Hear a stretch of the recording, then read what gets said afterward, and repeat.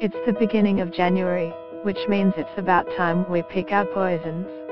Whether spoken aloud or simply acknowledged in a passing thought, most of us have indeed promised ourselves to lay off something or other in the new year. Facebook alcohol bath salts. For anyone in that depravity-filled boat, let this be a cautionary tale. Last New Year's, I had a friend, P. With outstanding hope and all-consuming optimism, P declared that every day of the new year, he would take 15,000 steps. He bought some colorful shoes and a Fitbit. By mid-January, P had reached his step goal most days. He tapped his Fitbit during conversations, and liked his new shoes very much.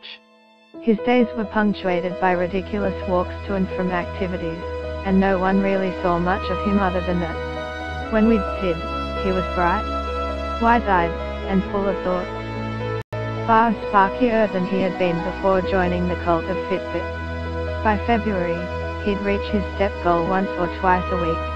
If his progress were a graph, the line would have dropped off rapidly. In essence, he had failed.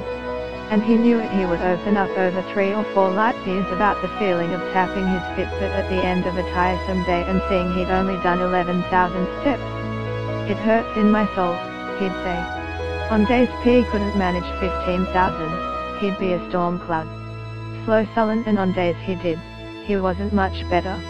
I can't bear the thought of having to do this again tomorrow. We don't see much of P anymore. Consumed by failure, he put on 403 kilograms and only leaves his bed to defecate.